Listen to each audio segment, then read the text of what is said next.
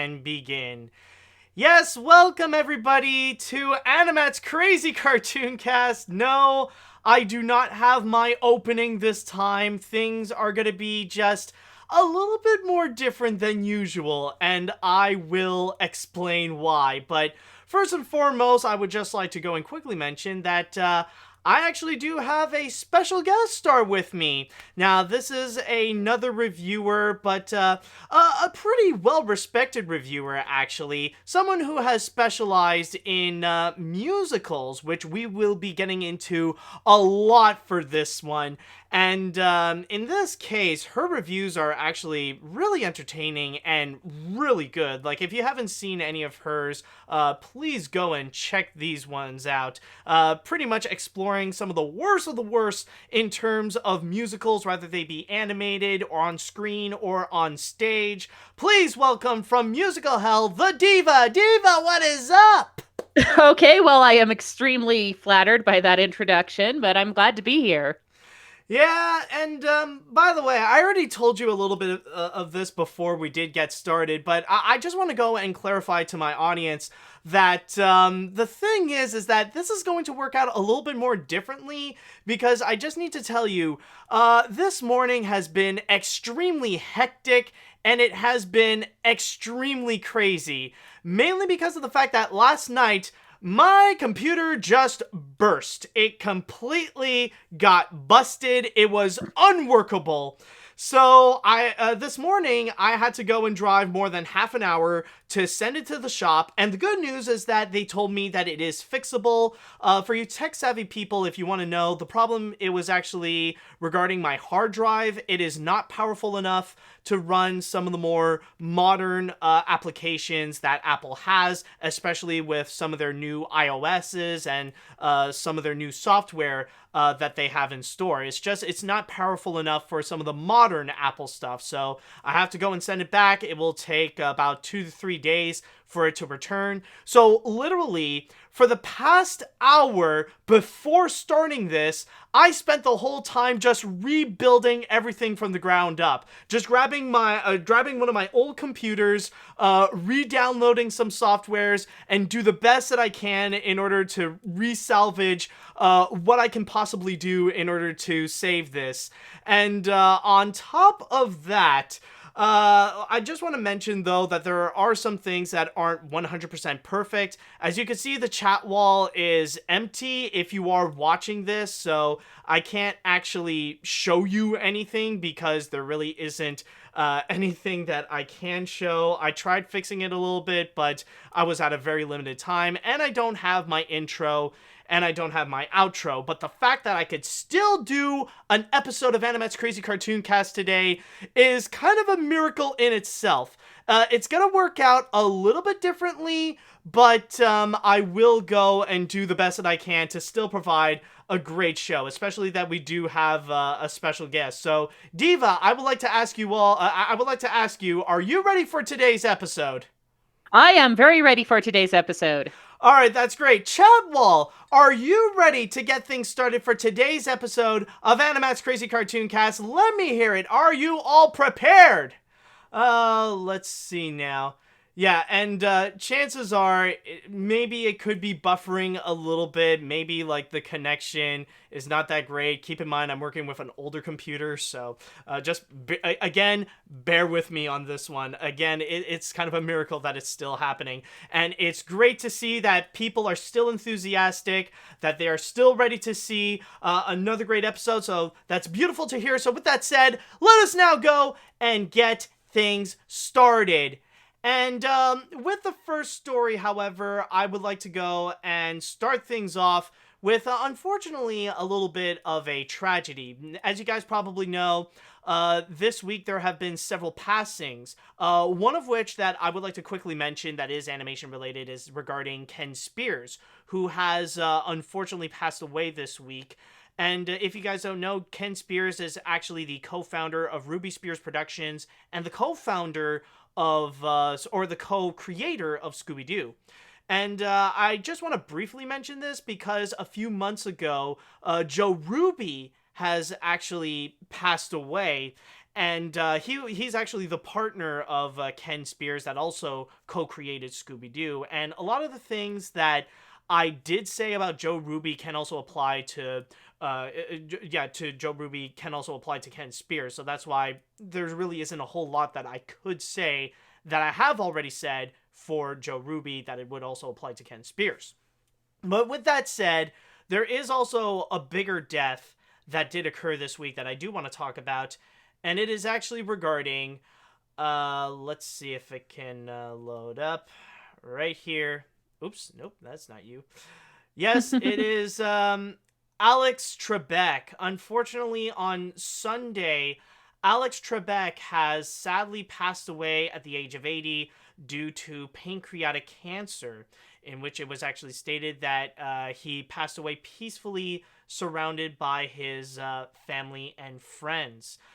For those of you who don't necessarily know, Alex Trebek is regarded as one of the most well-known hosts of a game show, more specifically regarding Jeopardy, which I do believe actually does hold the world record of the longest-running game show with a single host, in which Alex Trebek has been there since the very beginning for more than 36 years.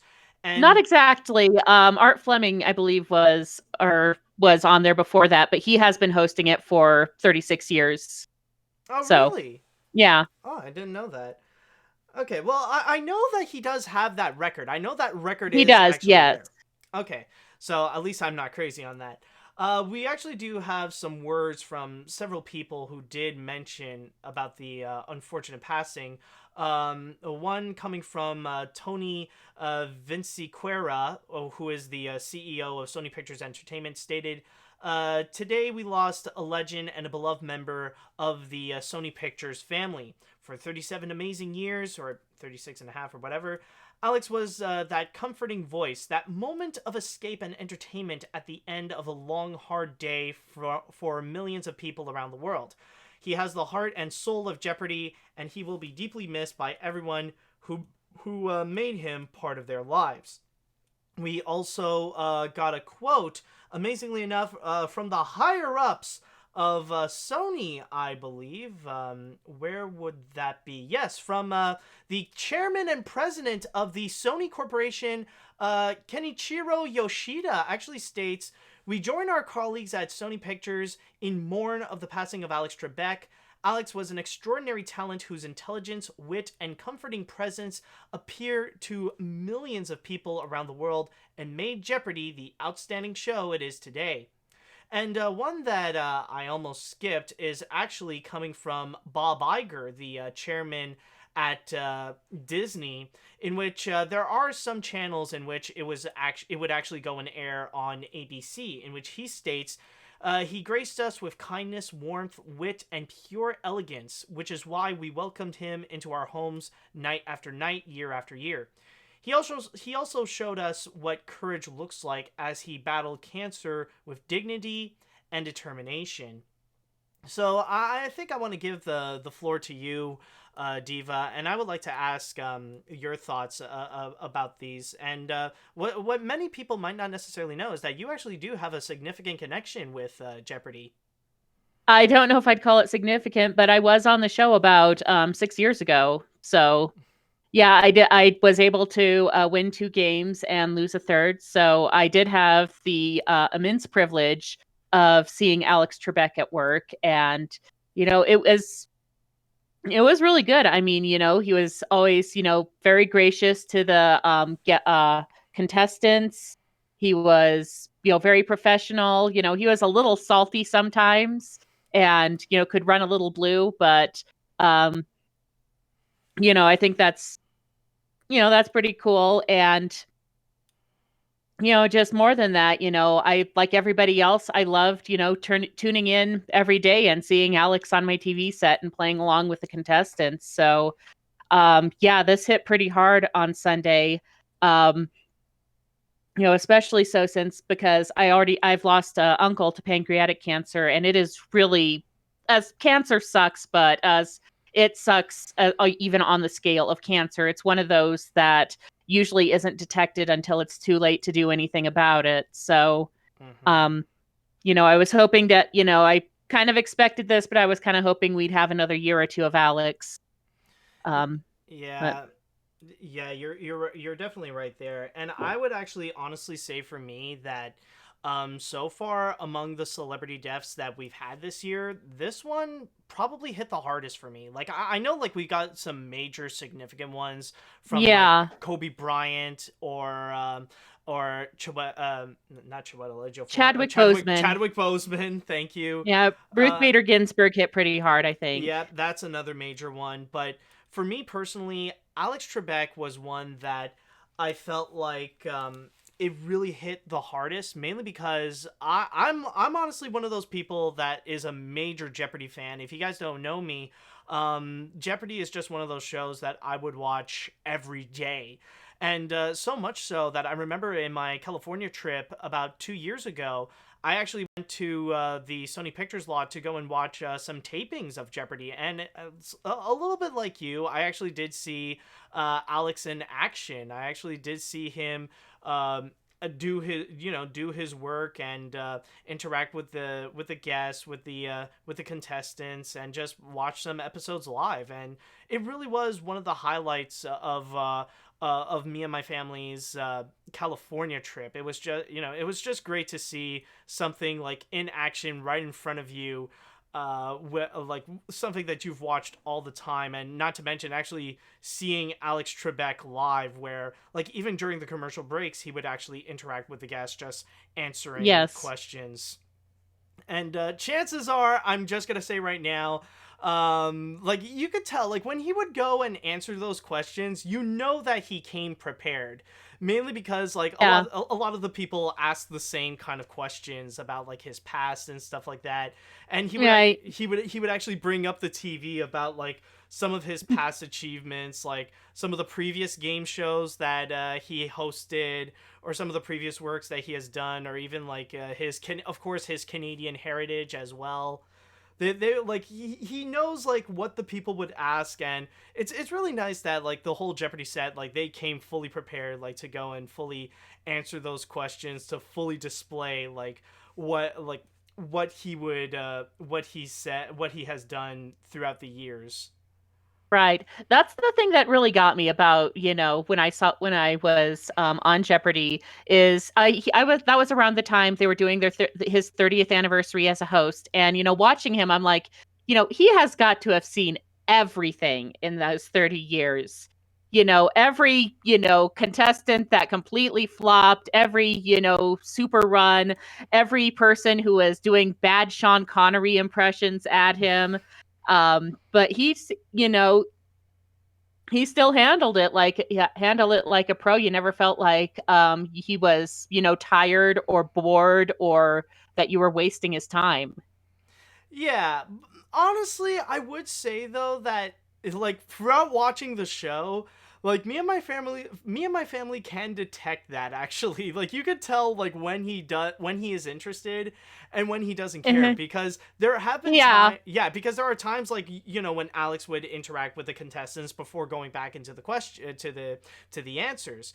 And from there, like you could tell when Alex is interested. It's like it's either like he'll ask us like, okay, so you did this thing, and then they'll respond to it, and it's either like he'll ask a bit more questions, or he'll be like, I see. All right, so our next person. Yeah. Oh yeah, like sometimes it is funny, and oftentimes like those little moments, like admittedly, like yeah, some could say it's a little bit douchey, but at the same time, like it does give Alex a little bit of a sassy personality as well. That Yeah. uh, And like I said, there were times when he could be a little salty. I could tell when he had to do reshoots of some questions, he would be a little snarky um about mhm. it. But like I said, he's human and he's been doing that job for a long time. So Oh yeah, absolutely. Like even I remember like watching some of the tapings though, like even at that, the amount of times that he would screw up compared to like what's actually used in the show, like it's mm, actually amazing. It's like probably like two or three mistakes from what I've seen like during his tapings. Absolutely, at most. I mean, there was one time, it wasn't on an episode I was on, but like one of the ones they shot before me. There was a category, I think it was boy bands, and it was somebody chose like the $200 question and he read the $400 question. Oh, oops. So, yeah, basically they had to stop, they had to reset the board because they had to switch out that question he misread for something else. And but that was just like, a 5-minute switch, and obviously, everybody who's doing that job, knows what they're doing. So, Oh yeah, no. Of course, like the people at Sony, like on that set, like they are fully professionals. They are fully ready to know what to do in every occasion, and right. especially the fact that they have to like technically they have to record an entire episode in 1 week. Or like no, Or they have to actually, record yeah, like no, they have they to do a record week's an worth. entire week in one day. Yeah, that's what I meant. Thank you. Yeah, that was honestly a surprising fact. Like when we were scheduling and seeing like which ones Hmm. we could go and check out. But Right. yeah, no, it was But amazing. yeah, they like do 3 episodes and then they break for lunch and then they do 2 more episodes, or, depending on how things go. And you can kind of tell sometimes, especially with the long running contestants, if you look carefully, you can see if somebody's like wearing like the same blazer with a different vest and tie, or, they're wearing the same sweater, but they got different necklace on. So Yeah, and not based. when you were there, like when you won 2 times, did you have to like switch out clothes or like did you have to bring in? Absolutely. I mean, it went very quickly. They took me back to the contestant green room. I went into one of the changing rooms. I basically wore the same pants because nobody's paying attention to anything below your waist, but I switched out my blouse, switched out my jewelry, went into the makeup, got my makeup touched up, and then it was back in like about, 15, 20 minutes, probably tops. Oh, okay. Yeah, well, yeah, it's understandable that they could actually be pretty efficient and pretty quick with Mhm. what they had to do. But now at this point, there are probably some people who are wondering at this point what's going to be happening right now. And on the Monday, like literally the day after Alex Trebek's passing, they mentioned that so far there are only 35 episodes left that do feature Alex Trebek. Or as I am recording this, there are only 30 episodes left that feature His Alex. So at this his point, last episode is going to be on Christmas Day this year. oh, is it confirmed? Yes. Oh, okay, that's interesting. Mhm. Honestly, like that I did expect a little bit. Like I was thinking like throughout 2020, it's just gonna be the episodes with Alex Trebek. But now the question is what who's gonna be the next one? And like so far, that's the big question. A lot of people Like the are. $20,000 question to borrow from another game show. Mm-hmm. And Exactly. it's I don't envy whoever gets that job because those are enormous shoes to fill. I mean, Alex Trebek had this certain mix of, class and approachability and humor and intelligence. People always said, well, of course he looks intelligent. He's got the answers there. I don't think you can do that job for over 35 years and not learn something. Mm-hmm. And finding somebody who can not even necessarily match that, but provide a sense of being able to step up to the standard that he had is going to be very difficult.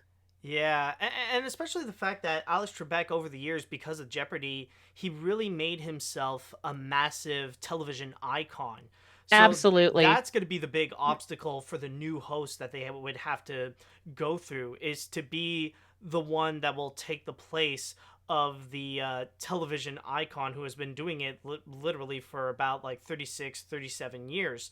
And from there, we don't know like if they will be able to like carry what Alex Trebek has been carrying throughout those years in the same way. And like from there, a lot of people could even determine if this is going to be something that could make or break the future of Jeopardy. Like I highly Right. doubt that they'll suddenly stop doing it, No, but but I'm sure it's going to be something that will absolutely affect the ratings. yeah. And speaking of which, though, in terms of a new host, would you have an idea of who could be this? Who could be the new host? I've seen a lot of ideas. Part of me thinks that they might have been grooming Ken Jennings for the position because they brought him on as a producer and, kind of part of the Clue crew Mm-hmm. for this season. I'm kind of ambivalent about it because, kind of he's kind of his own, Jeopardy institution in a way. I'm not sure if he has the right charisma to do the hosting duties, though. Someone online floated LeVar Burton, which I think is actually a pretty good idea because, again, he does have that, warmth and approachability and intelligence as anybody who grew up with Reading Rainbow could tell you. Okay. I think that would be a good idea. Someone said Neil deGrasse Tyson, who I think might be a little too Mm, pedantic for that. yeah, like he's more of his own kind of uh Yeah, yeah, like I don't know, it's like a little bit similar to Alex Trebek, but it's more his own thing. right, right. Yeah. So, yeah, I think we just have to wait and see. And like I said, whoever it is gonna, has a huge job ahead of them. So I, wish them all the luck in the world. They're gonna need it. Oh, absolutely. For me, I do feel like there is a very strong chance that it could be Ken Jennings because of like what you mentioned is that they are building him up to be prepared to become the next Jeopardy host, and especially the Hmm. fact that for Jeopardy fans, he is a major personality that everyone can recognize and Absolutely. everybody already loves. And, Hmm. and honestly, going into the direction of getting someone that could be like Alex wouldn't be a smart idea because Alex Trebek is more of a personality of his own, That's where true. yeah, it's something that like yeah, it's often imitated, but it can never be duplicated. So going Right. towards an Alex Trebek style host might not necessarily be that strong of an idea. So I think honestly, like going with someone like Ken Jennings, who can have a bit of that same approachability, but can put in his unique twist to Jeopardy. I think honestly, I can actually see that happen and work out pretty well. And once again, going back to the aspect of Jeopardy, the fact that I'm sure fans of the show they could easily get into, and it wouldn't be something that would feel like completely like out of nowhere. The fact that they got like a Jeopardy veteran coming back Right. in Right. and take Alex Trebek's place. Yeah. Yeah, and not to mention also like there is also the aspect that technically when it comes to Jeopardy, it's a show that's like it's all based on trivia and it's technically all based on intelligence. Like like a lot of people view Jeopardy as a show for smart people in a way, and Ken Jennings has already established himself like as like a longtime Right. champion. Right. Like he is considered a smart guy, so that's also another Hmm. key factor is someone who is known to be smart. Right. Right. Exactly. So that's pretty much my guess. Again, I could be wrong, but it Yeah. will be And something we will see next year. yeah, and I think they're probably going to wait, a couple weeks before, or even up to, December to talk about where they're going to go moving forward. So Of course, of course. Especially considering the fact that, like nowadays, like when you do watch Jeopardy, they always end off with the memorial of Alex Trebek saying, "It's like we like thank you so much for what you have done for it." So I'm right, sure by the last episode they will mention about how are they gonna go and move right, on from it. mm-hmm, But yeah, again, I will say this is the most hard hitting death or the most hard hitting celebrity death for me this year. So I am absolutely gonna be missing Alex Trebek, and may the dude rest in peace, man. It's just it's gonna be sad to see him go, but unfortunately, it is something that is a long time coming, especially since he's been so transparent about his pancreatic cancer ever since early last year when he right, revealed that he had it. He mm-hmm, was constantly giving updates both on social media and on the show, mentioning about his health, and He was quite a trooper, and I think like there was someone on social media who even states that he's not just an admirable figure on television, but also someone who is admirable based Right. on who's admirable in terms of fighting cancer, like to stay optimistic and keep fighting a good fight. Right. And I let you know I'm grateful that he's called attention to a form of cancer that again is very devastating when people get it. And you know, hopefully by bringing a little more awareness to that, we can, not even necessarily get a cure, but get to a place where we can catch it and treat it before it gets to be real bad. Yeah, I hope that it can be, yeah, like hopefully this will give a little bit more awareness to it and a little bit more recognition that it is something that is as serious as some of the other well-known cancers like breast cancer and stuff like that. So at least there is more awareness to it, and hopefully there will be there will be more motivation to fight against it and find a cure. Right. But yeah, so overall though, this is a very unfortunate moment, and I do wish the best for Alex Trebek and his family, and of course for the Jeopardy team as well. Right. And Right. hopefully moving forward, they will find a way to keep the show intact. That they will find a way to continue Jeopardy even without Alex Trebek. So we'll see how it Right. goes, but man, this is still a heartbreaking news, and may Yeah. Trebek rest in peace. So, any final words you want to say, or? No, I think that about covers it. Like I said, he was an institution. We'll obviously miss him a lot, and all the love to the people who are part of his family, both by blood, marriage, or professionally. Yeah, definitely. So, with that said, I would like to go into the chat wall, and I want to ask you all. Do you have any words you would like to express about the passing of Alex Trebek? Is there anything you would like to go and mention? Is there any comments that you would like to make? Are you a Jeopardy fan? Let me know what you all think. Let's see now. Here it is. Man, we're still not in the end of the year and losing many celebs. I did watch Jeopardy when I was a kid, right after Wheel of Fortune on NBC, where they air it in my area. Also, I saw a commercial on one of the Saturday Night Live Celebrity Jeopardy skits that SNL should do one more skip in tribute to him with Sean Connery and Burt Reynolds. There was even one contestant I saw who thanked Alex because he learned English from him, to quote from one of the Yes, final that was Jeopardy like moments. one of the champions day or two the episode aired a day or two before his passing. Yes, it was just recently. I remember it was a guy named Bert, actually. Like, yeah, Yes. it was like he was like a He was completely bearded guy. Like, Yeah, and he had a fascinating story. He talked about working with his dad. I think in I I'm not sure. I think it might have been the north part of India, but yeah, and so something like yeah, that. he had some pretty interesting stories to tell. And just seeing that bit where he talked about learning English by watching Jeopardy, that was very touching. Mm-hmm. And he was just so happy when he won and so joyful. It was great to see that.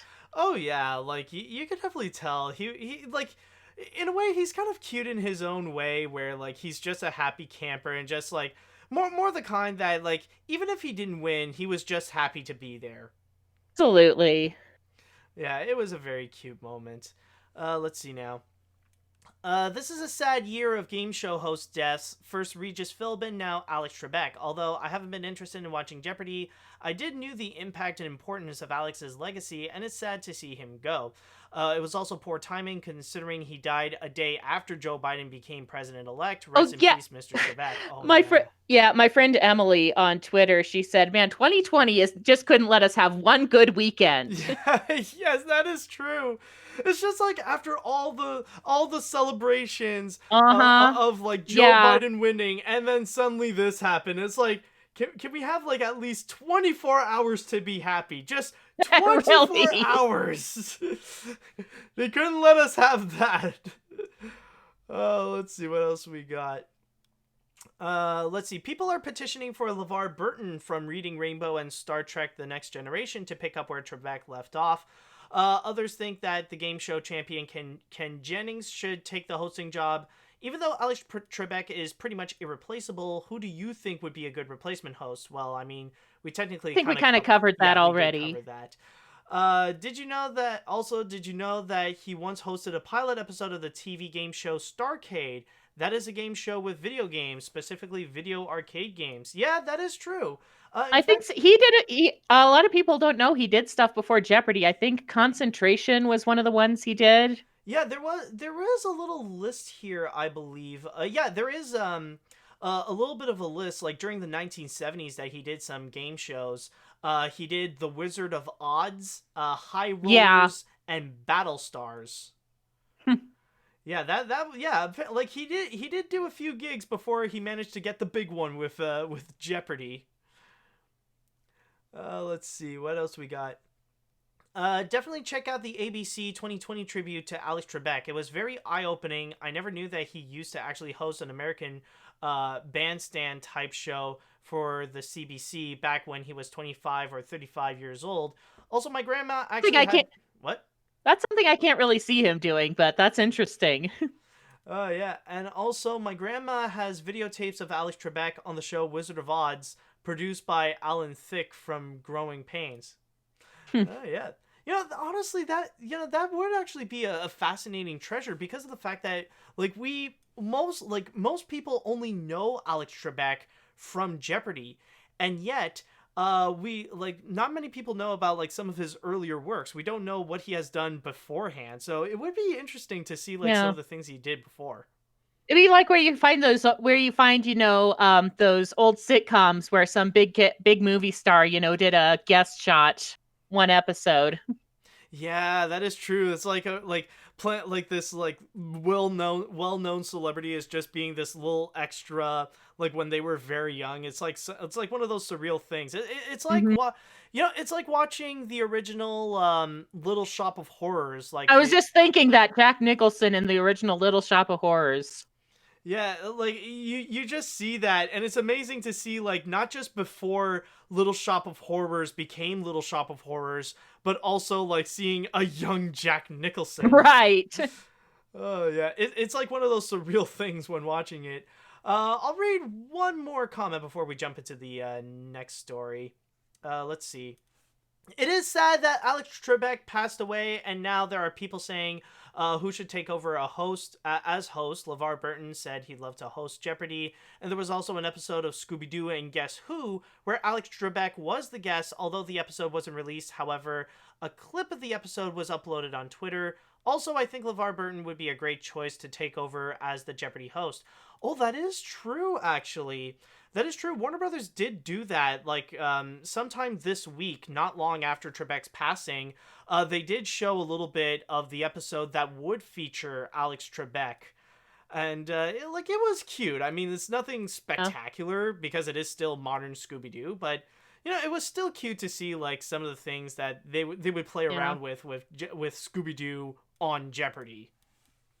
Yeah, I loved seeing his guest spots. I think two of my favorites were The Simpsons, where Marge ends the game in the red and he starts shaking her up for the money that she lost. Oh, And then yeah. of course, the classic Cheers episode where Cliff goes on and then he overbets and loses the game in Final Jeopardy.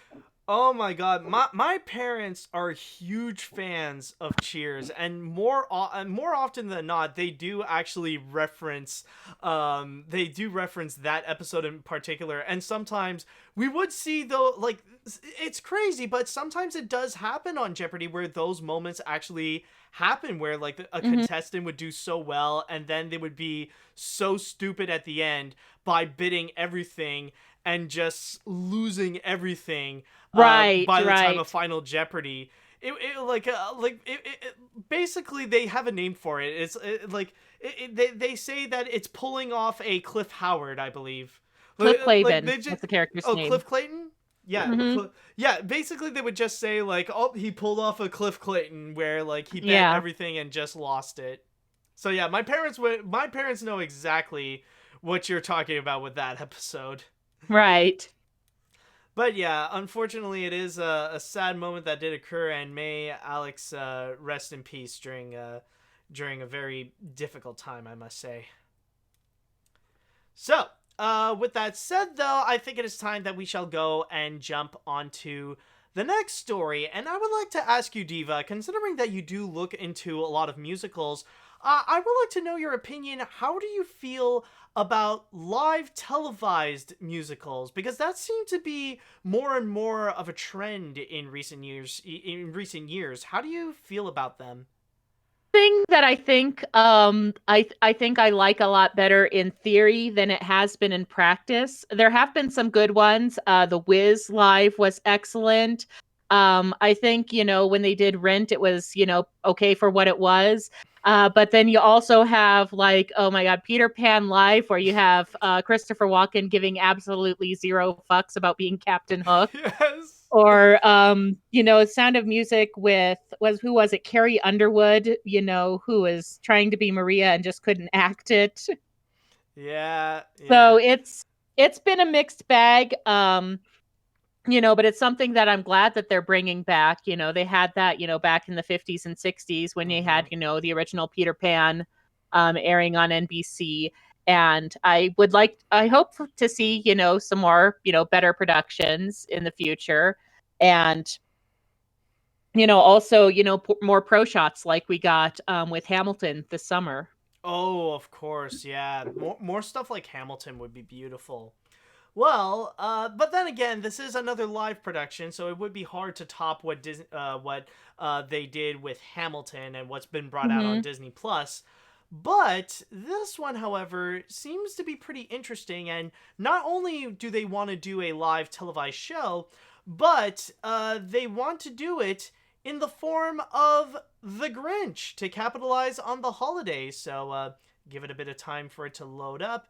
And here we go. Yes. Yes, it is official. NBC has revealed that they are going to do a 2-hour live televised production of Dr. Seuss's The Grinch Musical, and has even revealed that they do have some people that are going to be featured in it, including Matthew Morrison of Glee, that's going to be playing the Grinch, as well as Dennis O'Hare playing as Max.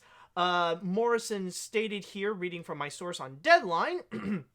Um, in what has been an extremely challenging year for all of us, it is an honor to bring some holiday cheer into viewers' homes this December. My wish is to bring some Whoville magic to this holiday season, and while the pandemic presents some challenges in bringing a stage production to life, we are excited to present a unique version of this seasonal favorite in a new, creative, imaginative way. And this is, of course, based on the Broadway musical of The Grinch, which is The Grinch Musical, that was in New York between 2000. It's Well, It in the it's holiday. kind of a seasonal thing that they've been doing at Madison Square Garden. They did it for a few years. If anybody out there is familiar with the Alan Menken version of A Christmas Carol, that's another one that has kind of been rotated in. So it's not exactly like a Broadway stationary production. Kind of, it's it's not exactly like a Christmas pantomime in Britain, but that's kind of a bit more the spirit. You get the big name actor for the lead. You get run a bunch of shows from November to about early January, and give people something fun to do at the holidays.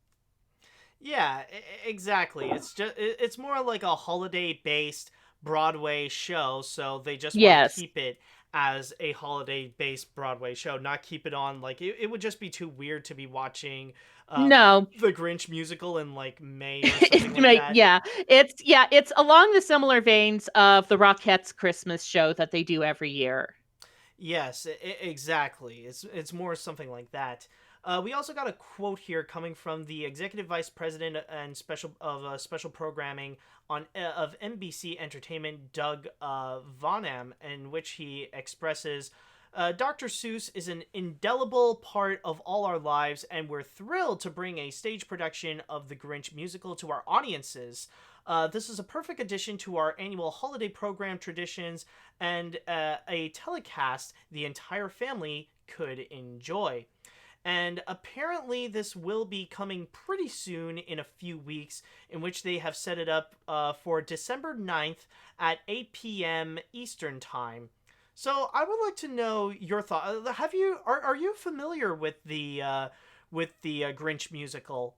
I'm unfortunately not. And I've got to say right now, I'm kind of a little biased on this because I am a hardcore Chuck Jones, Boris Karloff stan when it comes to the Grinch. That's my Grinch. That's what I grew up with, and I'm very protective about it. So, hearing that they're doing a musical of it with, the guy from Glee, I'm thinking not entirely thrilled with it, but it's something I'll watch, and I'll try to go into it, with a more or less open mind as much as I can.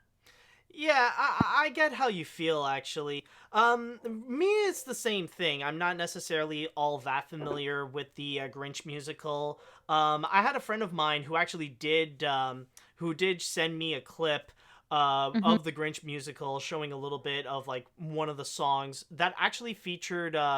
I forgot his name. It's Carl something, but it's the guy who played Robbie Rotten, and he was like at one point he actually performed as a Grinch for the Grinch musical, and I it see was that. yeah, it was actually funny, and it is exactly what you think. It's pretty much Robbie Rotten dressed up as the Grinch singing like these Broadway songs, and he Yeah. sounds no And different than how he. I do know that they do include like You're a Mean One and the classic songs from, the original cartoon. Mm-hmm. Because but I know nothing about the additional music, and that's always where shows like this tend to make or break is, do they have something of their own that can actually work, or is it, the two songs everybody knows and then all this filler material nobody cares about? Yeah, exactly. They did, yeah, and especially in here, they did mention that they would include those classic songs as well, but mostly highlighting like the new ones as well, because like this is a 2 hour musical, and they got to do much more than just what's on the book and what's on the Chuck Jones special. But one thing that I do want to ask, and this is more like kind of against the idea. It's not necessarily the musical idea, but it's just I look at this and I think, do we really need another Grinch adaptation? That's the other thing. I mean, we've got obviously the Chuck Jones cartoon. We've got the Jim Carrey version. We've got the animated version with Benedict Cumberbatch, I think was the Yep. Grinch in that one. So yeah, well, this is like the fourth Grinch movie, and it's like, okay, is this really necessary? Yeah, exactly. And I feel like it's only this year that television and TV programmings and streamers that they're just starting to adopt the Illumination movie to show it during the holiday season. Like they're Right. just starting to bring in that new Grinch movie, and then suddenly NBC throws in another Grinch adaptation, and it's like, do we really need another one, especially when people are already fond, or like they're already used to having the Chuck Jones version or the Jim Carrey version? Do we need more Grinch? Like that's the thing. I don't know Yeah. if I'm ready to like to really have more, because what we already have is enough, or debatably more than enough. Right. But yeah, like this is not to harp against the musical, of course.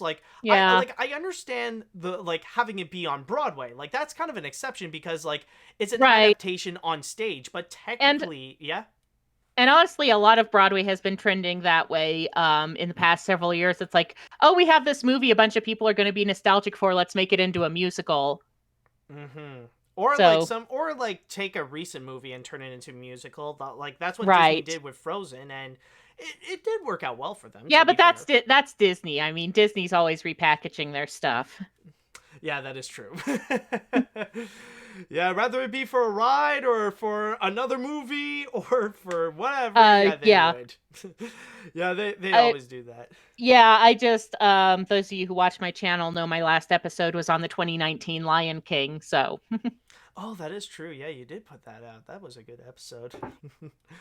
But yeah, like honestly, that's the big thing with this is that Mhm. technically, yes, this is an adaptation of the musical of the stage musical, but it is still an on-screen adaptation of The Grinch nonetheless.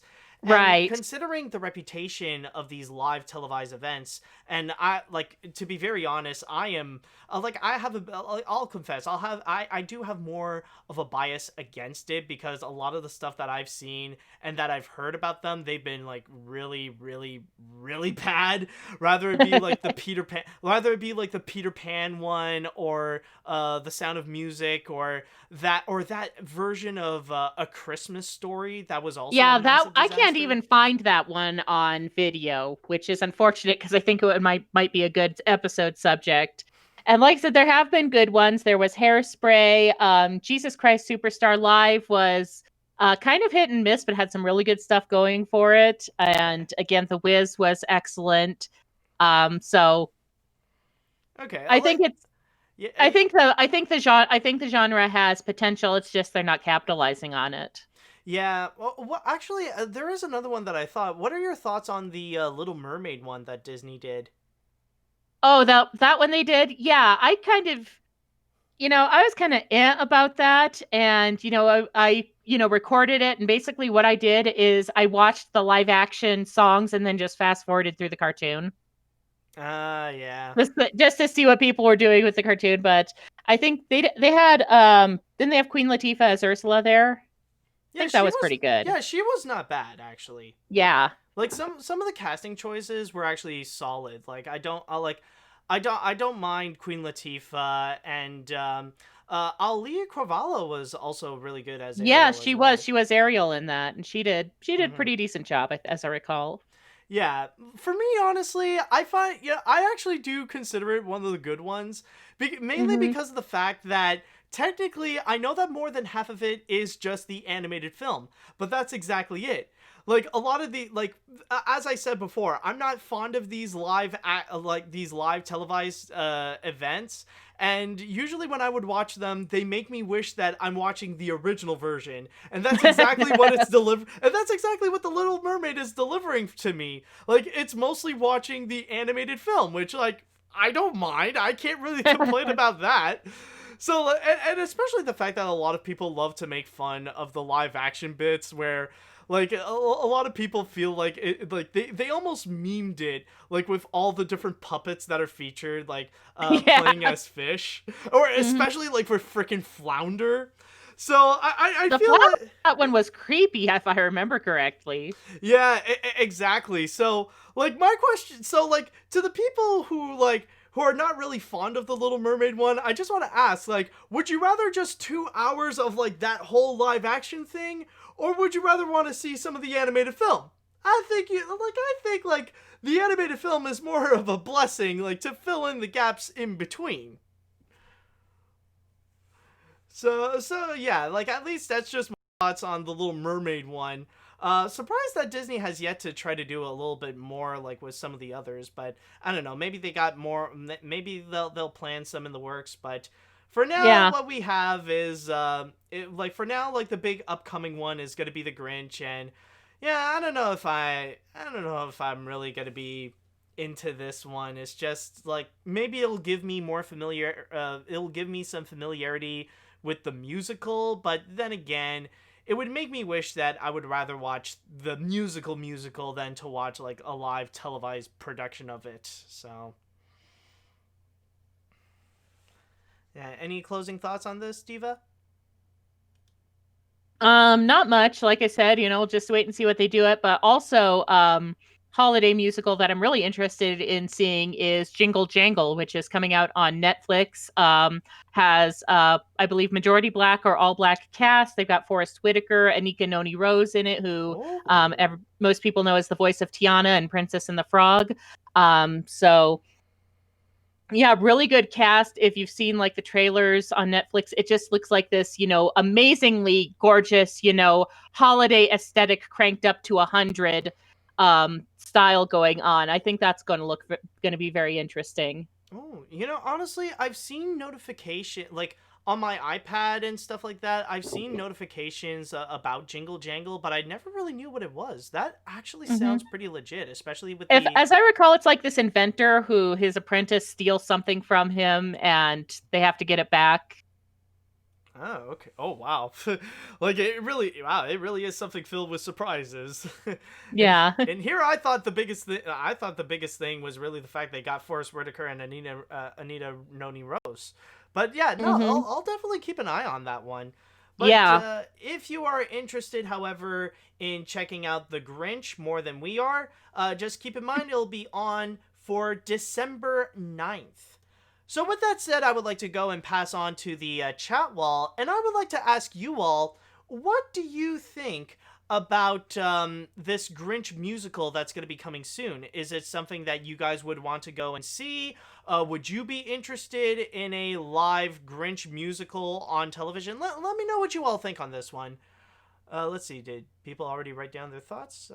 I guess they have. Okay, so, oh, okay, there we go. All right, let's see here.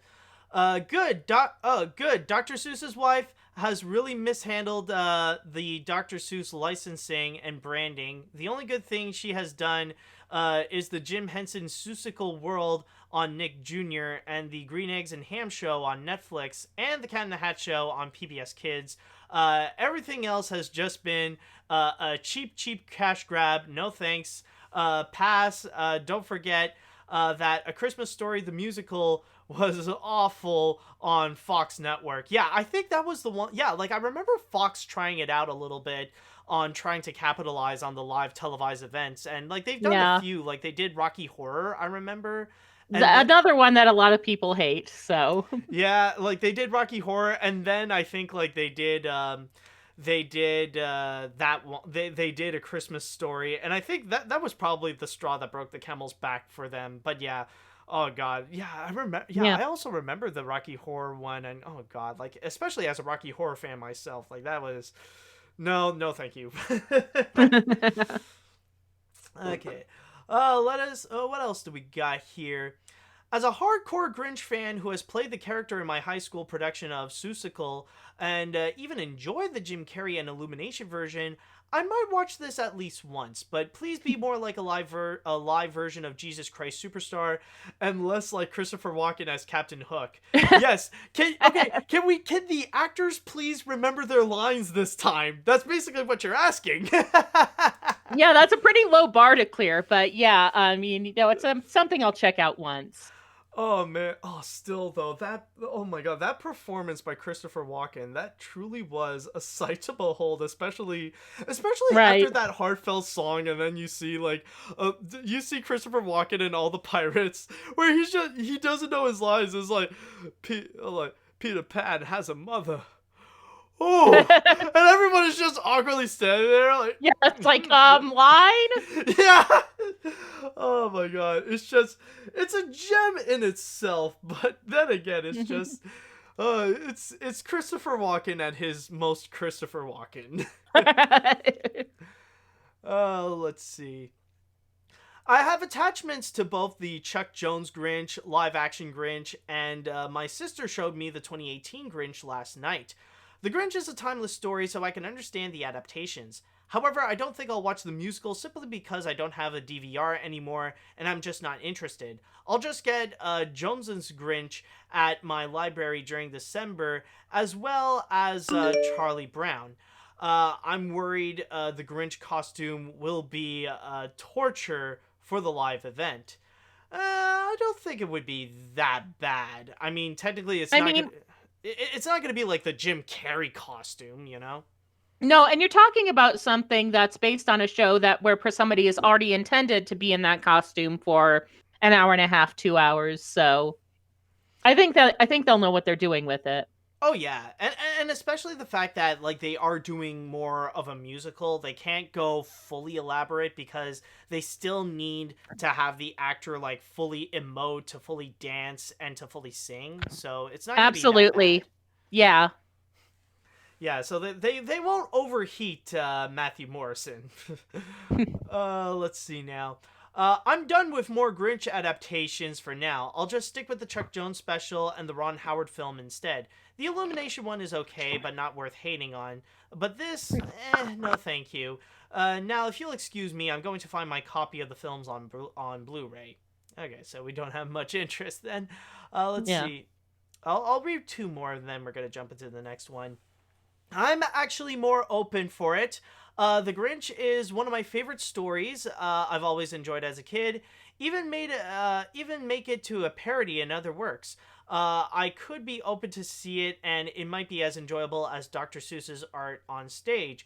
And also something more on stage projects like Shrek the Musical or SpongeBob Musical. Well, I mean, technically, SpongeBob Musical, they didn't do it live, but they did do a film version that I remember it aired on Right. Nickelodeon, and I believe it's out on DVD now, or it is going to be coming soon, but I know it's going to be coming to physical media. Yeah. All right, so one more. Let's see. Although I don't much care for these live musical shows apart from Grease Live, I'll admit that this intrigues me. I'm no Matthew Morrison fan myself, but maybe he could pull off a performance that can hold up to Boris Karloff and Jim Carrey. I may check it out, but I won't expect it to be as good as the original adaptations, but it's still going to be better than A Christmas Story Live. Then again, at that point, that's kind of a low bar to reach, you know?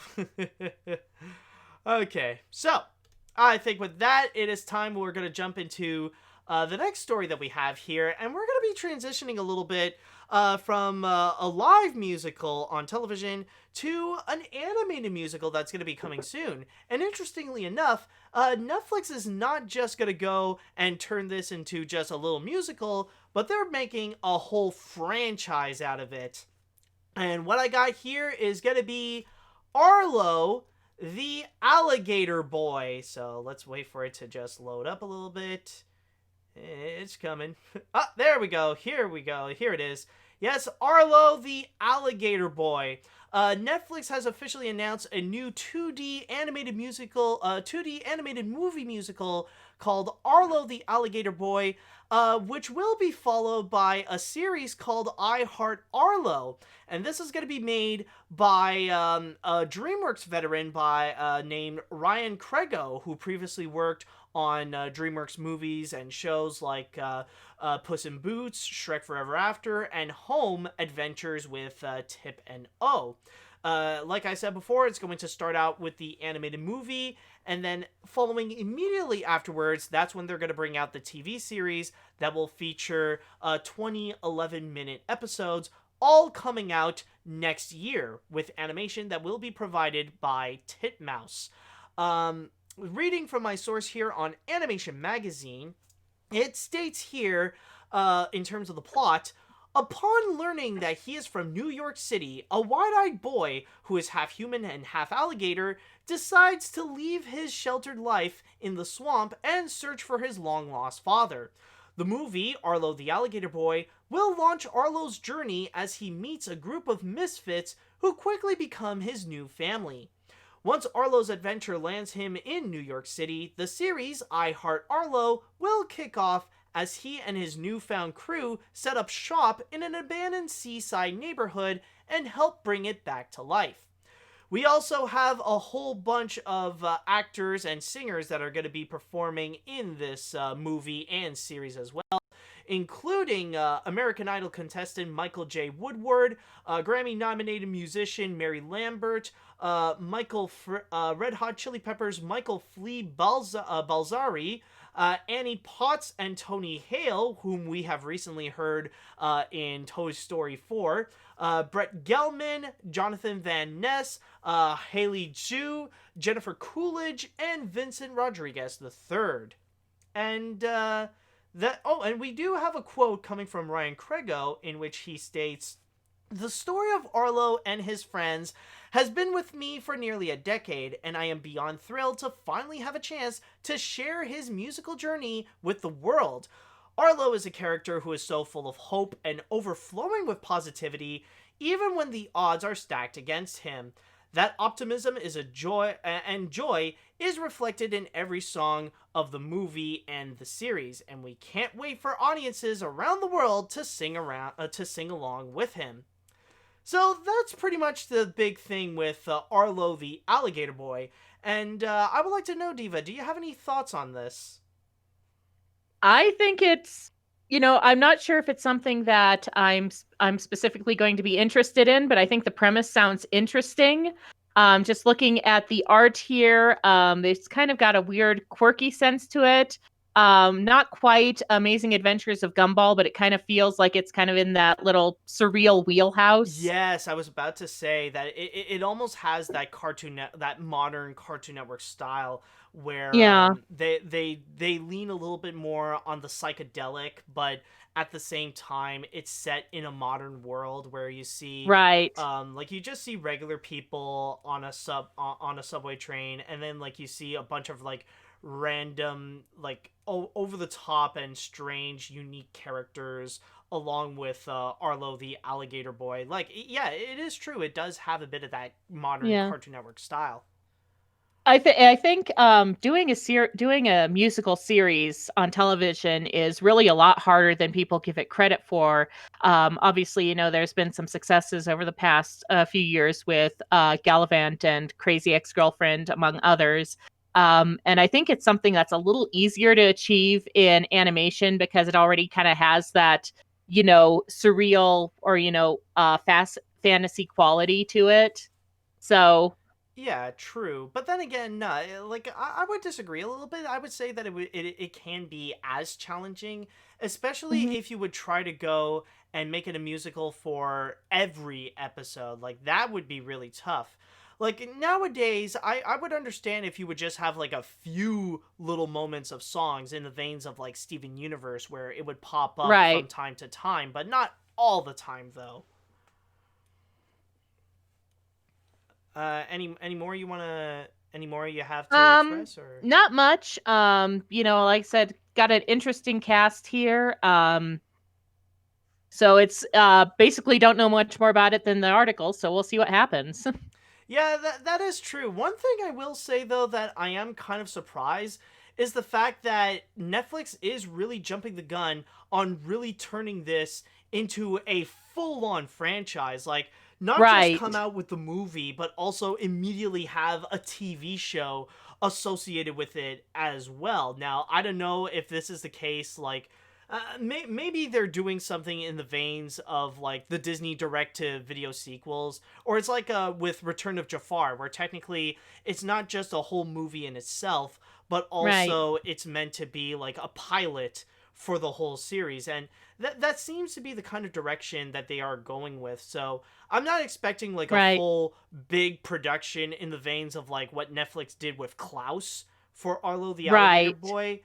Like I'm thinking more like this is like the big thing about this is that it's less of a movie and it's more meant to be like the TV show is the most important thing for this whole series. It's the thing that would Right. give the whole Arlo the Alligator Boy longevity. So I think really the whole point of it is that we're like it's not really going to be like a movie like what Netflix recently put out with stuff like Over the Moon or Klaus, and it's going to Right. be more like just like this big pilot that would lead to this whole animated series. Especially with the quality, it would be a little bit jarring if suddenly like they'll have this big animated production and then suddenly they'll go back to like that TV quality with the rest Right. of the series. Well, it's something that's, actually fairly common. If you go back to the 80s and even as recently as Gargoyles in the 90s, they would have like this basically it was, like about an hour and a half, 2 hour movie that they could break up into 5 episodes that they could also do over the course of a week. And that would be like establishing the whole universe and all the characters and all that. And then that would, basically be the lead into the series. Mm-hmm. Yeah, that is true. But then again, what's interesting to note about that is that technically that's for television. That's meant more for like what's meant to be television animation. Like usually when Right. those would happen, like I don't think we've ever seen a moment where it would start out by establishing as a movie and then followed by a TV show. And I mean like a Right. movie released on the big screen, like released worldwide, and then goes straight to Right. the TV show. Yeah, this Usually, would be more like, TV, a group of episodes that would be packaged on, VHS or DVD as a full movie. yeah, exactly. So it's kind of interesting to see Netflix going into that direction where they would take that format and placing it onto their streaming service. And in a way, they can do that. And I guess you could say that's kind of the modern equivalent of like what we had back then of just starting out with a directed DVD movie or just as a Yeah. TV movie where you would begin with that and then it would follow with the main thing with the TV show.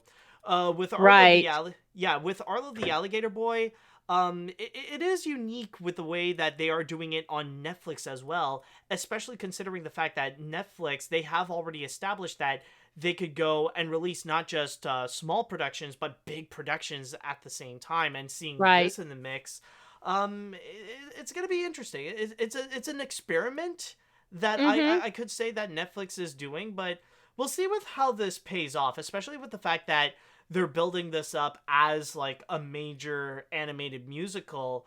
I think that could be like a key factor in how this could actually pay off, especially when they do have some notable people that are on this, like especially when they got like Mary Lambert and Michael J. Woodward. I think like honestly the songs do seem like a key role into not just the movie but maybe even the series as well. Right.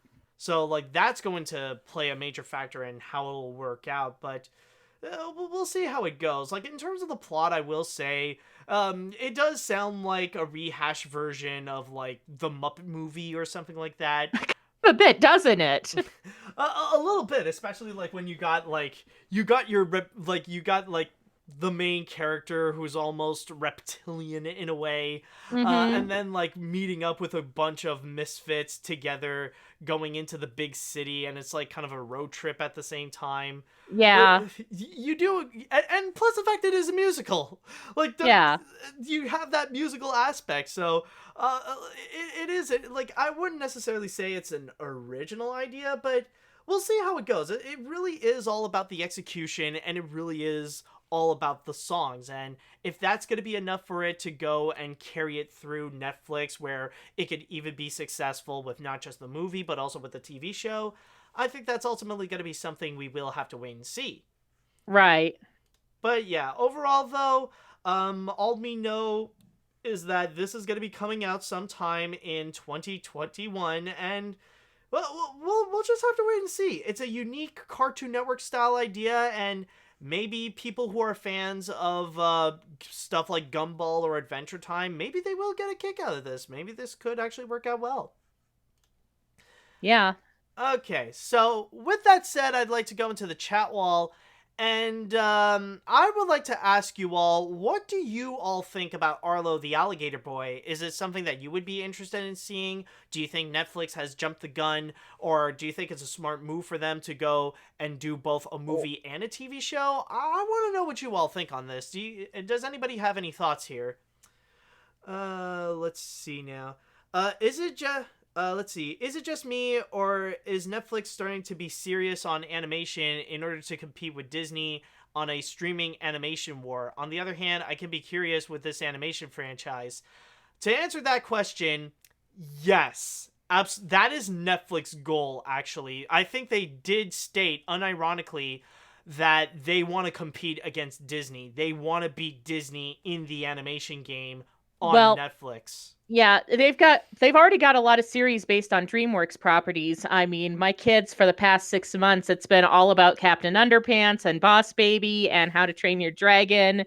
So Yeah, they've been eating that stuff up. So I kind of see this in a way as, kind of trying to get both ends of that. We'll have the movie and then we'll have the series to follow up on it. oh yeah, absolutely. Like Netflix already has a massive leg up, especially when they are starting their own animation studio and bringing out their own animated features. And they've already Hmm. made a big voice of themselves, especially with just their first batch alone, with Klaus, the Willoughbys, and Over the Moon.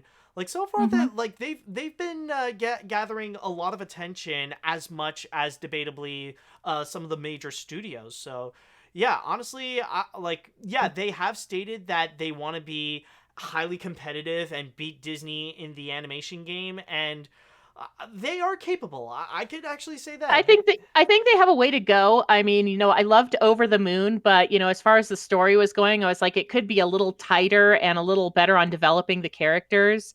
So it wasn't quite at that, top tier Disney Pixar level that I was hoping it would be, but it's definitely a really good start, especially for a new player in the game. Mm-hmm.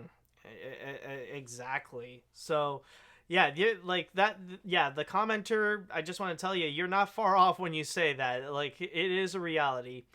Let's see. Arlo the Alligator Boy looks cute and promising at the same time, and given Fred's past involvement with DreamWorks, or Ryan, I guess you mean, does make this look like it came from an animation studio. Also, the Titmouse logo looks like this. Chirp, pop. Oh, Titmouse, okay. Anyways, let's see. I've never even heard of Arlo the Alligator Boy, since the only Arlos I know are the dinosaur and the blue puppet man. However, with Netflix's track record on movie musicals like Jingle Jangle and Over the Moon, this does seem like a good watch. Plus, the additional factor of having additional 2D animated films, which Netflix has definitely excelled at. I'll probably watch it, but I doubt I'll like it as much as Klaus or again Over the Moon. Hmm. Yeah, it will be. That's gonna be more of a wait and see thing. I do agree. I do Yeah. agree with you. Hearing all about this, all I could say is that I don't really feel for this. It feels pretty overhyped with how this will have a movie immediately when compared to other shows like SpongeBob and Rugrats. I think that Netflix does want to try to make a big impression with this, but it'll just feel too much. Okay, so maybe like maybe like the TV show and the movie might be overbearing, so that could be the case. Let's see. Netflix has really been killing it lately, not just with animated projects like Kipo and Troll Hunters, but also with musicals like Over the Moon. This definitely has my curiosity, so I'll most likely end up watching it. Even if the plot sounds similar to the movie Angus Rust, with the main character being an aspiring musician setting out to New York to find his parents. Yep, that's another Yeah, example. fair point. So yeah, like so far, like the story, it's not much, but hopefully the execution can make more than make up for it. Let's see. I'll read one more comment before we jump into the next story. Wow, did not expect this. Someone should tell Arlo the Monster on YouTube about this right away. I think. Oh yeah. Oh, that's true. That Arlo. Oh my god, that guy. That guy is great. Oh my god. Oh, that's true. Oh, that would actually be amazing. Like, just replace Arlo the Alligator Boy and just put that like Arlo on YouTube. Just have it be there. It's like just pop him in New York City, tell him this is an animated musical, and just go from there. Do you want me to do a musical on Pikmin? I can do a Pikmin musical. Oh wait, we're in New York. Oh cool, I can just chill at Nintendo World. All right, see ya. Okay, so with that, let's go and jump on to the next story. And this was actually, you could say a last minute addition. This is a news that did pop up yesterday. And when I suggested to you, apparently you seem to be pretty prepared to speak a lot about this. And I am curious to know what you would think about this news in particular. And what I am talking about is going to be regarding, hold on, let it pop up first, the involvement of Jon M. Chu joining the live action remake of Lilo and Stitch. Bear with me, folks, it is coming up. Ah, here it is. Yes, it is official. Jon M. Chu has signed on to be the director for the Disney Plus live action remake of Lilo and Stitch. For those of you who may remember, Jon M. Chu is actually the director who has already worked on some pretty highly acclaimed films such as Crazy Rich Asians, and he will be the director of the upcoming In the Heist movie. And other than that, it looks like a script is stated that it is currently underway with Chu working on it as well. They already got a script which is written by Mike Van Ways. And so far, there doesn't seem any other major updates for it. But yeah, it's just the fact. Oh, wait a minute. Actually, it did even state that even on the factor of Disney Plus, they're unsure. There is a chance that maybe this live action remake of Lilo and Stitch is gonna be in theaters instead of Disney Plus. So that's gonna be interesting. And even on top of that, another thing that Jon M is currently going to be working on is apparently he has been attached to also work on the Willow series for Disney Plus. So I would like to know, Diva, what do you feel about this? Um, well, first off, I would also add that one of Jon M. Chu's lesser accomplishments was he was the director of the Gem and the Holograms movie, Oh, which that was him? if you've I'm pretty sure it was him, and that was a hot mess, as all of you have seen that know. But he has done some good stuff as well. But honestly, I am 110% burned out with the live action Disney remakes at this stage. And that could just be because I just sat through Lion King. But, I saw this and I'm like, I'm not sure doing this as a live action movie is a really good idea. And the reason why is because they're going to have a lot of CGI characters in it. And that has been real hit and miss as far as the Disney live action remakes go. I honestly think it's one of the weaker points in the Beauty and the Beast movie. Lion King was a bit of a mess. And also, trying to create this little grotesque alien creature and kind of make him kind of creepy and weird, but at the same time kind of adorable, like he was in the animated version. I'm not entirely sure they can accomplish that.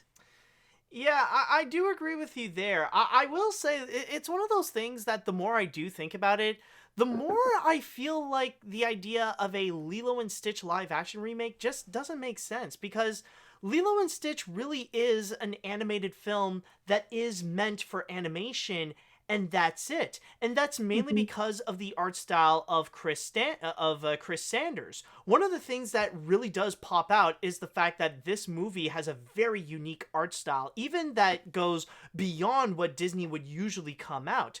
And from there, like you look into the aliens and you look into the characters and you look at how everything was built, it definitely does deliver its own unique style. It does come from a very specific voice that's not just the typical Disney voice that would come out there. And seeing that be turned into live action just doesn't necessarily make sense, especially when you have to bring in those Chris Sanders style aliens and turn that into Yeah. CG.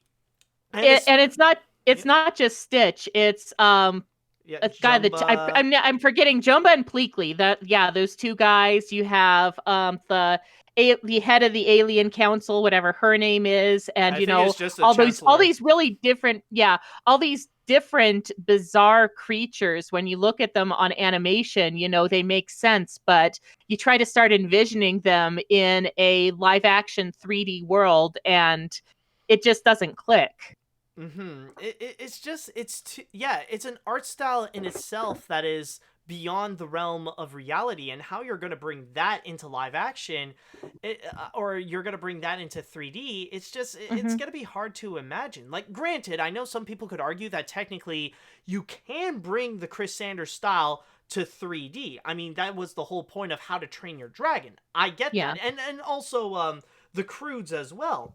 But then again, like that one, it was like built for 3D. Like that one, like they already had something in mind to be made as a 3D production. Right. Lilo and Stitch has always been 2D, or at the very least it is meant to be. It has always meant to be like a 2D production.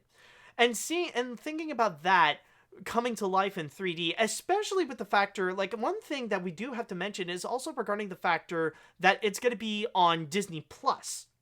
So from there, that is a massive indicator that it's not going to have that massive budget in the veins of like what Mulan or The Lion King had. Right. So from there, that is all like Yeah, I'm not one of those people that believe a production is good only if you have a big budget. It's nothing like No. that. But it's also going to be a major factor into bringing these characters to life, that maybe there's not going to be that much attention to detail, and what we're going to end up with might be a little bit similar to what we have seen with the live action remake of Lady and the Tramp. So yeah, honestly, with all this, like, even if they do bring in someone with like Jon M, who can be a little bit hit and miss with the kind of things that he brought in, No. it's like we will have to wait and see. Like, I know he has done some good Yeah. things, He but has done some fantastic things. Like you said, Crazy Rich Asians. I'm sorry. And the trailer for In the Heights looks 100% fantastic. I wanted to see it this summer, obviously, and didn't, so I can't wait till next summer. I think that's going to be a very good movie.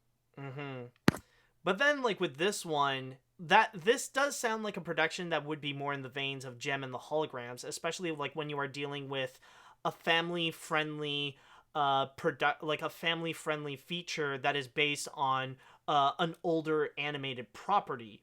So, like, I we know that Jon M Chu can do very well with more mature subjects, but when it comes to family fare, that could be a little eh, tricky.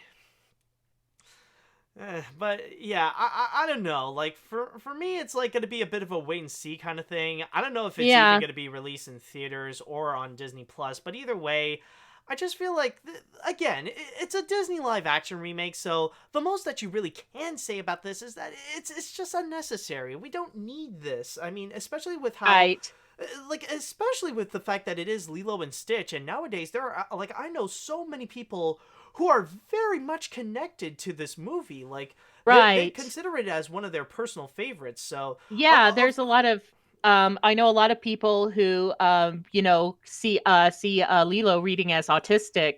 Um so they identify with that, and it just has this great message of found family and the concept of ohana, that I think a lot of people, especially nowadays, attach to, especially if their own family has let them down in some way. Exactly. So there is that factor that so many people are personally attached to Lilo and Stitch, and I wouldn't be surprised if eventually, like, if this is, especially if this does get released in theaters, then Hmm. I could see people giving it the same kind of reaction as the Lion King remake, where there are so many people who are personally connected to that film, to the point that, like, seeing this remake and, like, the kind of disservice that it would deliver, like, it would get a significant amount of backlash. Right. There's a cynical part of me that wonders if they're doing this because Cravallo is just about the right age to play Nani. Oh, that is, oh my god, you have a very good point. Somebody else brought it up, but when they said that, I'm like, oh my God, that's right. I mean, she's, I believe, 19 years old right now. So she's Yeah. just at that right age and obviously the right ethnicity to play that part. Oh, that is true. Disney would so do that, and especially, like, with the way that they are a little more open with having Alai play as other Disney characters, like what we previously mentioned. Like, they let her Hmm. play as Ariel. Like, I wouldn't be surprised if they would let her play as Nani. Like, I mean, it would be like, it would be good casting. It would be fantastic casting, obviously. Yeah, but then again, it's like, yeah, at that point, you would pretty much have to ask, well, then who else then? Yeah, It's but like, it's okay, kind of like, kind of like the same part of me in the back of my mind too, kind of thinks that my college theater department did Othello because they had, like one really good black actor in the who they could cast as the main part. yeah, exactly. I wouldn't be surprised. Like, like, if that really is the case, then maybe sometime next year we're gonna be hearing that announcement sometime soon. But yeah, I think, Right. like, I think it's pretty much the same thing as like Chris Sanders himself being the voice of Stitch, since he literally voiced Stitch in like every Right. Lilo and Stitch thing. So like honestly, like we'll expect Chris Sanders, and I think it's gonna be Ali. If not, then I would be surprised if they can manage to find someone else with that with that kind of acting capability and with the right ethnicity to play as her. It'll be like Right. honestly, like whoever called that out, like holy crap, I salute you, dude. That Right. is smart. But either way, I don't know. I'm not really excited to see like how this is gonna turn out. Even with Ali as Nani, I don't know. We'll see. We'll just see. Right. Okay. So with that said, I'd like to go into the chat wall, and I want to ask you all, how do you feel about this Stitch live action remake now that they got Jon M. Directing the feature? Are you guys a little bit more excited about it? Are you more pessimistic about it? Are you a little more concerned? Let me know what you all think. Let me know your thoughts on all this. Let's see now. Having checked Jon M. Chu's filmography, to quote Moses from Joshua and the Promised Land, no! No! Sure, he has directed Crazy Rich Asians, but all his other movies is only just okay to downright terrible, and I don't want to even think about trying to translate the alien characters into 3D. I'll just stick to the original. Yeah, one step at a time. One step at a time. Let's just think about the casting of the live actors, then we can think about the CG. Okay. Who else we got here? Whoo boy, not looking forward to this since I was already like, how they massacred by Girl with Mulan remake. Also, I'm definitely not looking forward to this one. However, if there is one good that does come out of this, is that there will hopefully at least be opportunities for performers of color, so there is at least that. Also, can confirm that the autistic readings are strong. Maybe if they also make it part of the actual text in a non-patronizing way. I'll bet, sadly, I doubt they'll do that. Oh, like actually confirm that Lilo Actually would be. confirmed that Lilo is autistic. Yeah, that will be a that would be a very delicate tightrope, obviously. And the minority casting obviously would be very delicate tightrope, as well as we've seen with Mulan, where there were, some decent intentions, but at the same time, they were, going into places where they had concentration camps. So Yeah, exactly. That like if you really are gonna go into the autistic casting with Lilo, yeah, you better be careful in order to go and take the right steps. Not just like with the performance, but also in terms of the Mhm. writing and especially with the marketing as well. Like that's Right. not something you necessarily want to exploit. That's not necessarily something that you want to unintentionally bring some wrong deeds into it. Like suddenly have the movie be sponsored by Autism Speaks or anything like that. You just gotta Oh, you just gotta make sure that if you don't think you can really be careful with it, if you think you might slip up, then yeah, just don't do it. Period. yeah. Let's see now. So the director is a mixed bag, but I feel like I need to speak about this. Lilo and Stitch, even without the aliens, is a hard movie to make.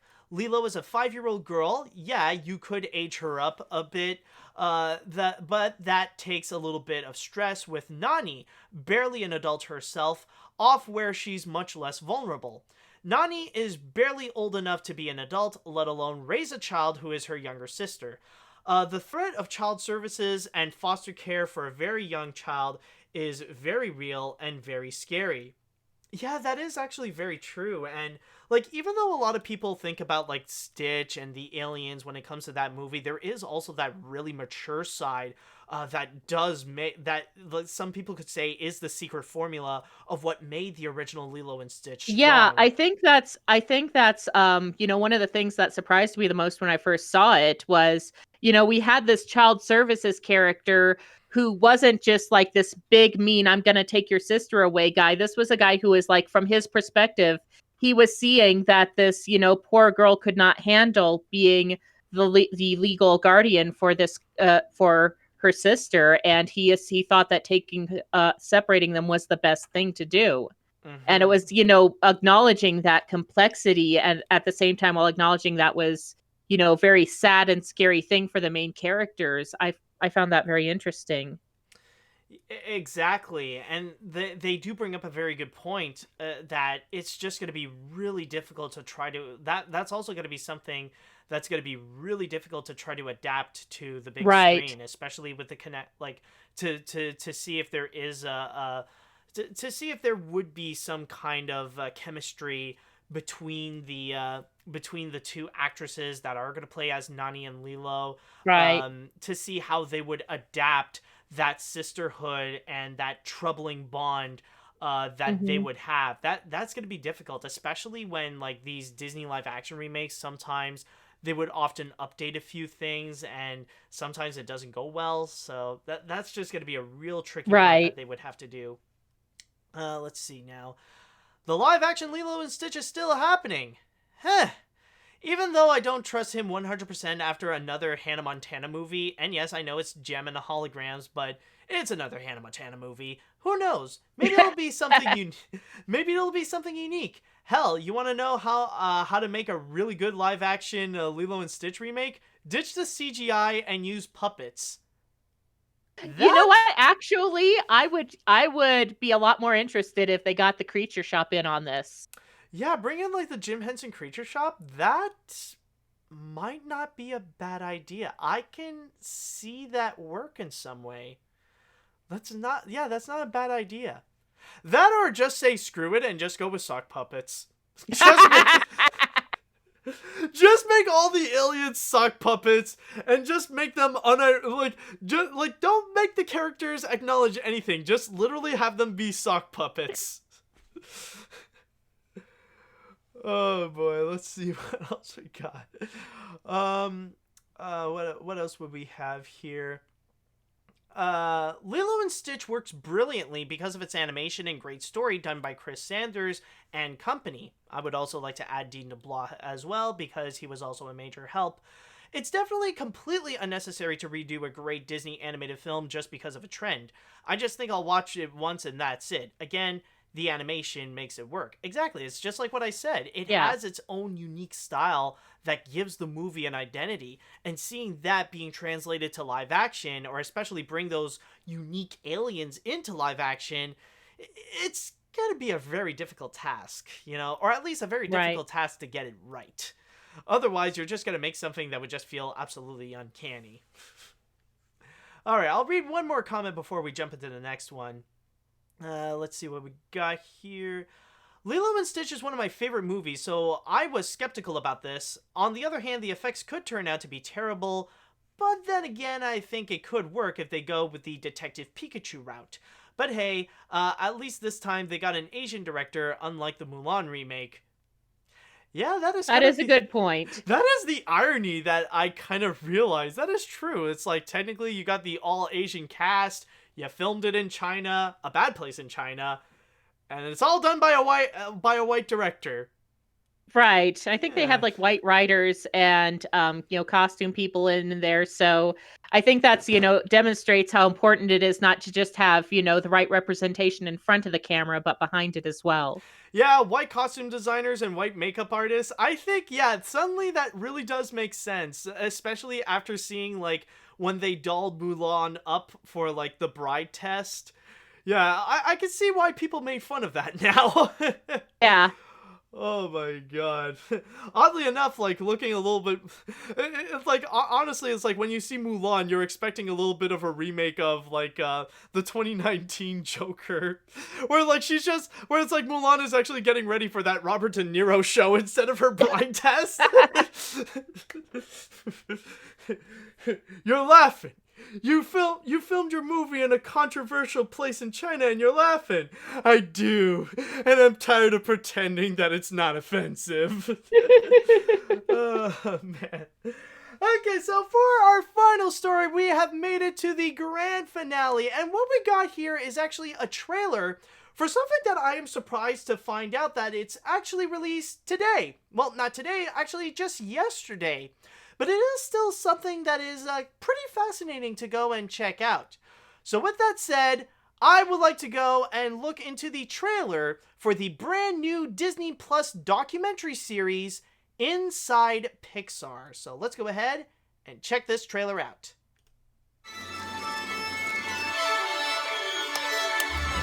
Mornings are hectic, but they're really fun too. Maybe I can show you.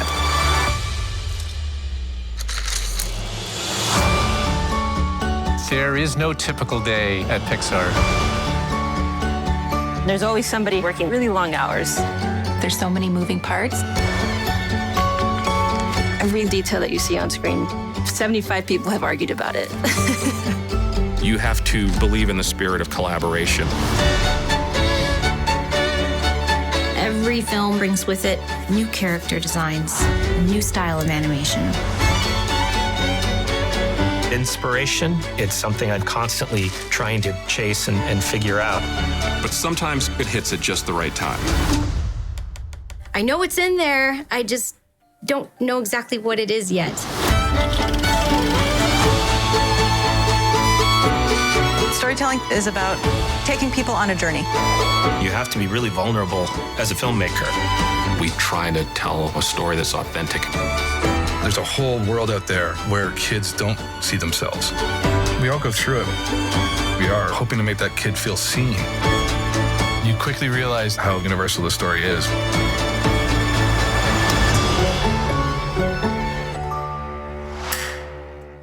And that was That was Inside Pixar, the new documentary series on Disney Plus. And I would like to know, Diva, do you have any thoughts on this? I think this looks fascinating. I love stories about the creative process and, getting to kind of peek under the hood and see what goes on when a movie or something is being created. Pixar actually did have a touring exhibit, I think, last year that went around to museums that I went to with my kids. So you could kind of see, how they play with light effects and character design and all sorts of things like that. So, seeing something like this, I think is just, incredible. Mm-hmm.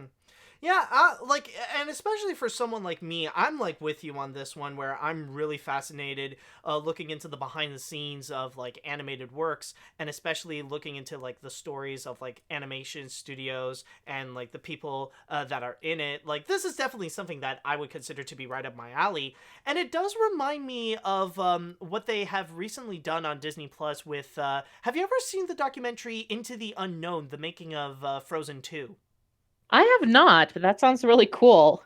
Yeah, it's actually very fascinating. It's a little bit like this, where they do give you a little peek inside Disney animation and how they would make their movies, but it's mostly to highlight the last year of production of Frozen 2. And they look into like highlighting several animators, highlighting the directors, especially Jennifer Lee, of course, and really getting into the process of like how they really made that movie.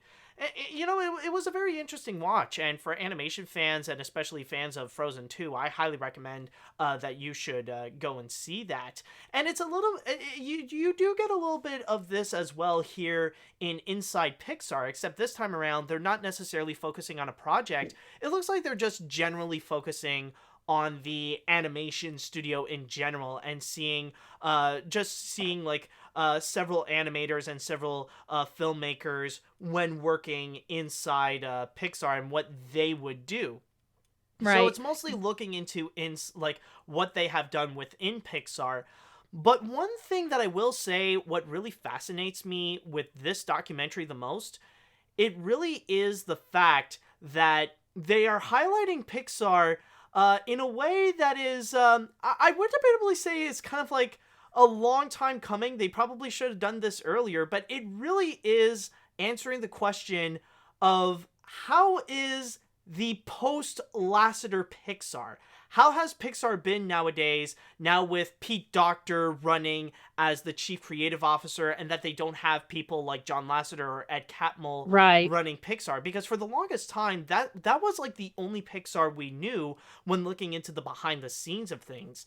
But then after the end of 2017, like literally 2 years ago, 3 years ago actually, when you got the big expose, the big like leak about John Lasseter's mishandlings with his animators, how he was pretty much running the whole place as like this big boys club. It does bring up a curiosity regarding like how things are going to be within the studio, like how things been afterwards. And yeah, technically you could say that it is a little bit more biased because it is from Disney per se. Well, yeah. Yeah, like it's more promoting it, but it is like it would be interesting to know like how things have been since those days, if things have improved, if they are a lot more open to diversity, and especially if the women at Pixar have been treated a lot better. You know, those are really interesting aspects to see, and it looks like in here, they are working on it. Like they have been highlighting women who have worked at Pixar, and even a little bit of diversity. Like they even had like some Asians and some Black people that are working in production, especially when they are like when some of the projects that they are highlighting, they are working on movies such as Soul, for example. Yeah. Yeah, So, we do see a lot of that in the trailer, mainly because that's what they've been working on at this time. But I think that again, that's important because you're seeing, to see somebody who knows how black hair works, for example, or to be able to design those characters without pushing them over that caricature bubble. mm-hmm. And especially, I am highly aware that when it comes to the Black community, they are highly anticipating for Soul because like for the first time they actually do have a Black Pixar movie that actually does have a prominently Black cast. Now, I know there is that controversy as well regarding the fact that it's going to be more of like a Princess and the Frog and Spies in Disguise style movie where it seems like the main character is not always going to be Black and it's just going to be this blob for the most part. So there is that. So yeah, there technically could be that chance that it might end up that way. But then again, like the movie has been released, and I mean, you never know what kind of direction that they would go with it. But then again, I will say I have heard the reviews because they did actually present it a few weeks or not long ago during the British Film Festival or the British Film the BFI Festival, and apparently so far what they have been saying is that this is one of those Pixar movies that are considered one of their best. Like, this is an amazing Pixar film, apparently. So overall, I will say, with with Soul, so far, it is going to be a massive highlight in terms of the diversity, and maybe they will include that with Pixar. But yeah, that is one major thing that is a concern that I am curious to know if they are going to bring it up in the docuseries, which is going to be, will they highlight better treatment for women? Will they highlight getting rid of that boys club mentality in favor of bringing in more diversity and more inclusivity? That's going to be my biggest question. Yeah, definitely. Yeah. Any more thoughts that you would want to bring up with this documentary? Just that I'm really interested to see where they go with it. On a side note, I'm really excited to see Soul, not just for all the reasons that you stated, but because the main character is a musician, and I like seeing it when a movie that's not necessarily a musical still has music as a central component of the storytelling. So I'm really excited to see that. Yeah, it's pretty much, it's gonna be like I'm thinking it's gonna be like the jazz equivalent of Coco, where probably a little bit, yeah, it's not a musical, but music is gonna be a major factor, and I can already see it in the animation style actually, like especially with like some of the more abstract elements. You could tell that they do take some inspiration based on some jazz art, where like a Right. lot of the art style, like a lot of the artworks that you would find in like jazz clubs and stuff like that are like Mhm. you could find that style onto Soul, and I found it to Right. be very clever that they would go and include that. So yeah, I think yeah, I think that's going to be something that you will find in Soul, is that it will have where music is going to play a massive role in that movie. Right.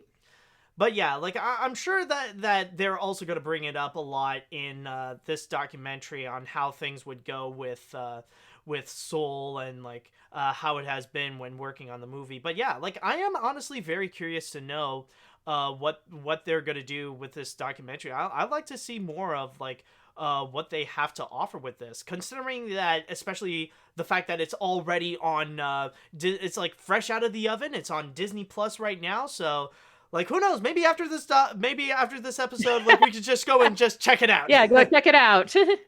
But yeah, no, I'm definitely curious to know what this is all about.